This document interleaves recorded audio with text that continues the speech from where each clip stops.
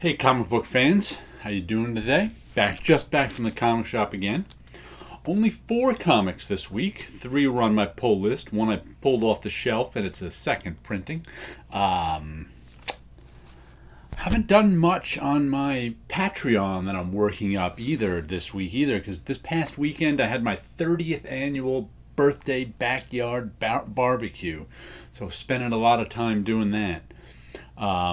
Getting ready for it and such things, but I'll be working on that some more this week, and I'll let you know. Let me show you the museum comic of the week that I got here, sitting on top of my printer so I can look at the cover. Whoops, almost dropped it.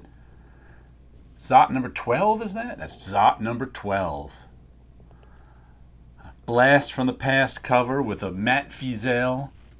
Zot 10.5 on the bottom, too. I just went over to my Zots. This is from the 80s, I think. Is there a year on?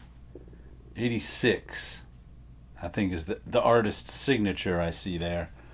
But oh, look at that. Look at that ha-ha guy in the back. I'm going to have to reread Zot. I always liked this, but I haven't read it in a couple of decades, I think.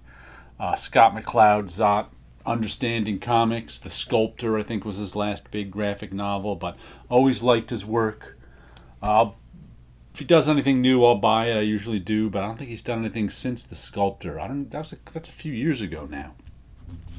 But now I'll put this one away and pull another comic out that I can look at all week. And what do we have here? We have got Comic Shop News, Jennifer Blood. I have no idea who Jennifer Blood is, but she's got one shiny leather jacket on. Dynamite. Jennifer Blood's back in circulation. All right. Whoever. I'll find out who she is by reading that. Batman the Imposter. I always have fun looking through Comic Shop News, seeing what's new. Dr. Mobius and Mr. Gurr. Wonder what that is. Interviews with Jean Mobius Garand. Or how do you say his last name again? Garand. Jean Garand. I always hear him called Mobius, and rarely his real name, so. Ooh, the Magic Order Volume 2? Is that an... I bought the Magic Order Volume 1. Didn't know there was a Volume 2 coming out. Magic Order 2, number 1. Have to get that one.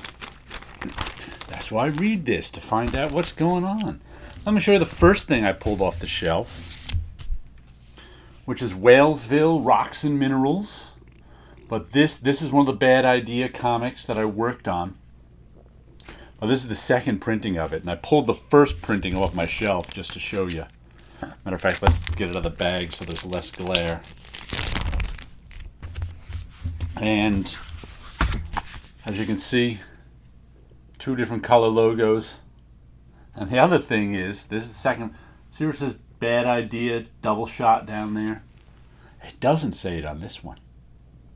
It was supposed to say it on this one, but through some weird digital things, it fell off. Because you can see here, there's varnish on this. See how it's glossy right down there on the bottom? And somehow, when I was working on the digital, I inherited this file from someone. Sometimes when you inherit somebody else's files, it can be confusing. And this logo that was supposed to be there was actually there. You could see it on screen. But for some reason, its color became varnish, rather than the color you saw. I mean, you'd look at the digital file and see the logo right there. But somehow the official color of the logo was varnish. So when it printed, it blended right in with the other varnish. There's a little behind-the-scenes error for you. But in the second printing, the logo's on. All right. Now, what other comics did I get? Just 3 of them. Silver Coin number 5. I think this is second to last issue. Where every issue is a different writer. This is Michael Walsh. Oh, this is written by Michael Walsh and drawn by Michael Walsh. Every issue is a different writer with Michael Walsh on art, but I guess he's... And It's a horror anthology. The silver coin kind of only has minimal that just kind of thematically ties the stuff together. Because this looks like it takes place in like Pilgrim times or something. And the last one was in the future. It reminded me very much of Dave Gibbons. Oh, look at that. The Judas Goat. So, scary horror anthology. I'm enjoying it. And more horror. Bitterroot. This is number 15 already? Well, I started at issue 8, so. Walker, Brown, and Green, Dogson, Osmane, Elhau. It takes place during the Harlem Renaissance in the 20s. A family who fights monsters, and at the end of the last story, the monsters won. So now the world is kind of overrun by monsters. The monsters are from this other dimension. And they're trying to figure out how they can possibly win, maybe make a lot. They're not quite sure what they're doing. How do you win back your world from monsters? So that's what they're doing. There's a monster tree. Some of the monsters are trees, so they're trying to win back their world from monsters. I guess that's what they'll be doing for a while. But good series. I'm enjoying it. Like I said, it's one of those I heard was good, so I just picked it up with issue 8 and started reading it. That's what I say. If you hear something's good, don't say, I don't have issue 1. Just pick it up with issue 8 and keep going. And then we've got The Deep Beyond, number 7. This is one that started out sort of post-apocalyptic, but now got all sci-fi on us. They've managed to...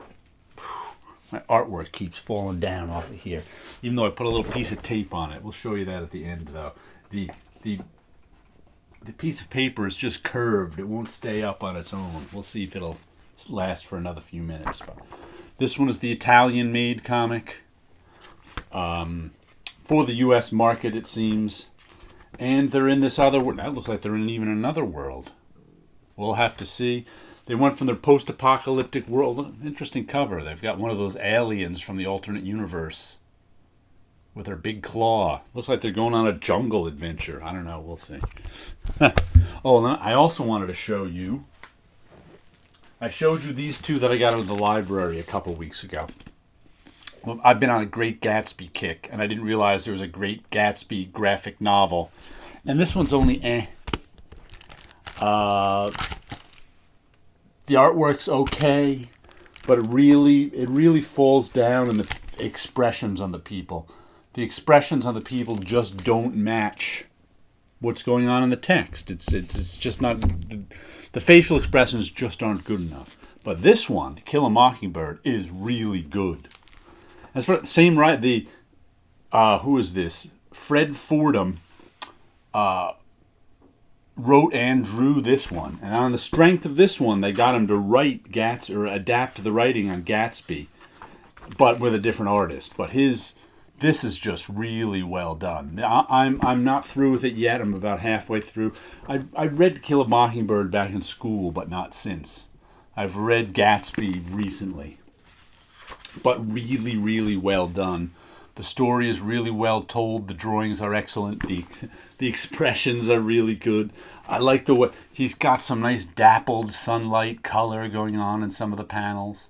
This one is just top shelf. I mean, so much. It's a library book, but I put it on my Amazon wish list now, too, because this is one I'd like to own. Just because I'm such a Great Gatsby fan, I maybe would like to own this one, but maybe not. I can take it or leave it. But this one's good enough to own. Oh, one other thing I got this week. Backing boards. I don't use backing boards in most of my comics, but in some of them I do, and I mail stuff out with them. So, got me some more backing boards. Now we'll show you this art that's fallen down. Like I said, I haven't had a lot of chance in this last week to get stuff done, but I did this. I colored this one today, and it was tough to color because what is it? This is one of my sometimes I make a drawing and I'm not quite sure. It's like it reminds me of a giant eye. You know, it may, I don't know if I did it before. Somewhere in here, oh, there we go, it's the cover. There's a giant whale's eye looking at you. I don't know if I did this before or after. I can't remember the original drawing. But it does remind me of a kind of giant whale's eye looking at me, only weirdly and differently. And we've got some clouds and a landscape up top and bottom with some fencing and this weird color here. This is one of those where figuring out how to color it was difficult because figuring out exactly what it is. I think it might be a giant eye looking at us. I think working on this may have influenced me to do this, or at least pick I may have had the image already done and said, ooh, I can make that a giant eye. I'm not sure about the exact timing, but it seems to me to be a weird coincidence that I could have worked on this a couple months ago and then done my own giant eye. So there we go. A Dreams of Things giant eye one. Oh, and this is the only other thing I got done this week is this little black and white drawing. If you go on my Instagram, which is Art by Osborne, or you can go to jaredosborne.com and get the link. You can watch me because I tape the edges of this and then draw right over the edges of the tape. And then to clean up the edges, I pull the tape off and I make a little video when I pull the tape off. People seem to like that. It's kind of fun. It fell down again. I knew that was going to happen. Let's put it back on my desk. Sometimes the paper won't stand up when it's bowed. All right. Some artwork, some comics. You guys have a good week out there.